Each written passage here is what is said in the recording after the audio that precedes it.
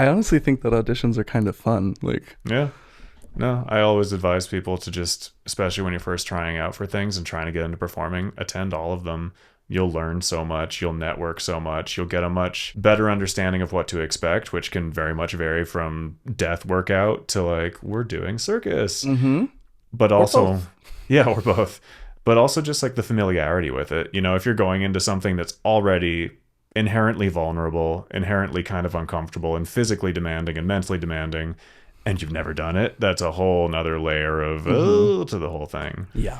My first Cirque du Soleil audition was a big lesson for me in you don't actually have something unless you can perform it under the most pressure with the no preparation. We had been like sitting in the Love Theater for like 3 hours doing nothing, just watching act after act. And then they're like, okay, trampoline people, we're going to take you back to where the trampoline is and you can get warmed up. It was literally like 2 minutes to warm up. And they're like, okay, cool. Let's see this and this and this and this. And so there were a number of things that I like wanted to show because they're like, hey, do you do anything that's off axis? I was like, oh yeah, check this out. And I just crashed. Like I just flopped on the trampoline. And there were even like some things on the wall that I thought I was like good and consistent with and were just like rough. And so that was a big learning experience. Cirque de la Mer's audition was a ton of fun. We did like some choreography, but before we even got to that, they basically did this like fitness test. It was brutal. It was like a CrossFit workout blending like circus elements. And so like even if you were talented in trampoline or any other discipline, they wouldn't even see it because they're like, if you can't get through this, you won't last in this show. And it was crazy. But then we got to do like choreography as a lizard. And then they asked us to do like an 8-bounce trampoline routine with no doubles. And they were like very specific about that. And I was like, okay, I hear you. And I did that. There was somebody else who wanted to show off and decided to pull some doubles. And they were like, fine. But he didn't get hired. Come to find out in the audition, they're not just looking at what you can do physically. They're looking at how you get along with the team in the audition process. Are you being competitive or are you being cooperative?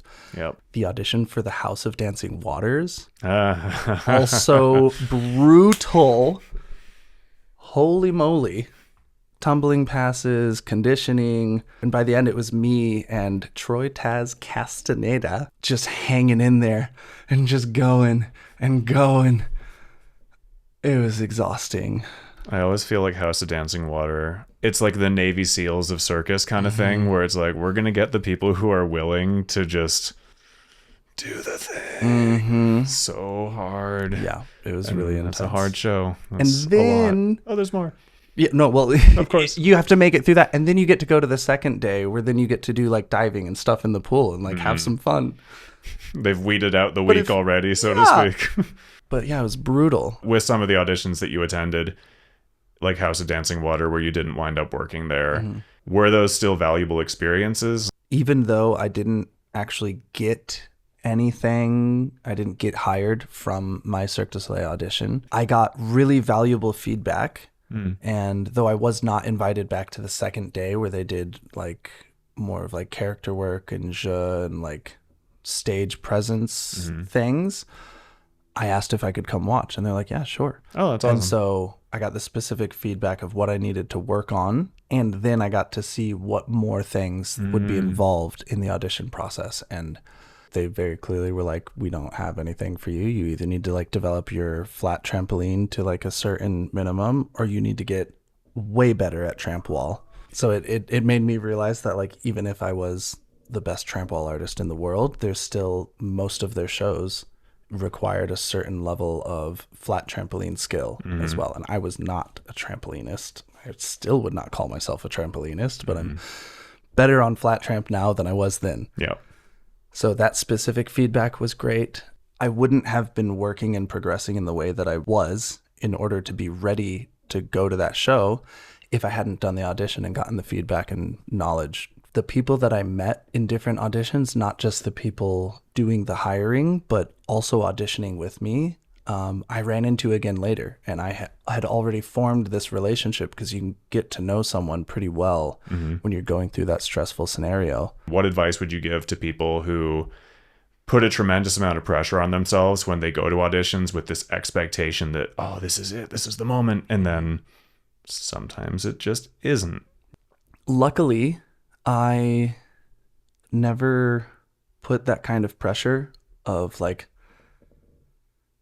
I must get this job or, it's all over. It was always just, this is an opportunity to learn and to meet people and to grow. And just getting to go to the audition was the win in and of itself. And I would say, presenting my best and doing my best is also a win. I did not do that at the Cirque du Soleil audition, but I felt like I did for the Cirque Electrique and the House of Dancing Waters audition for sure. Ask for feedback. Always ask for feedback. In this industry, rarely are you told why you were not chosen. And it's been my experience with in-person auditions that if you ask for that, then you get it. You'll get something to work on. Hopefully it's not because your personality is not pleasant. We just didn't like who you were.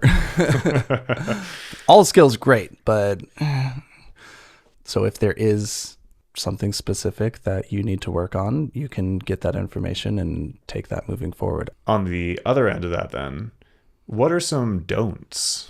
What people think are the priorities are typically the biggest, craziest, most insane trick that I can do once onto a mat and barely survive.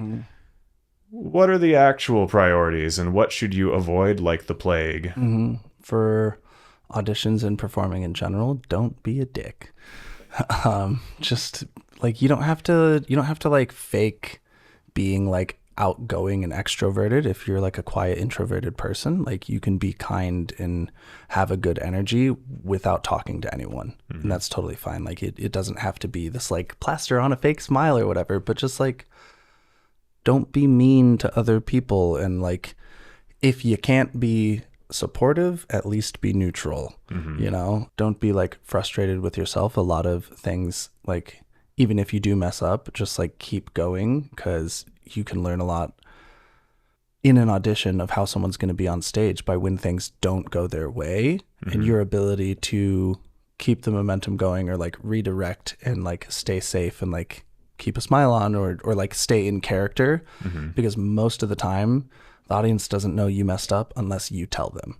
You just come right back up and just like keep smiling and just keep it going and be like, do, totally meant to do that. And they'll have no idea. Yeah.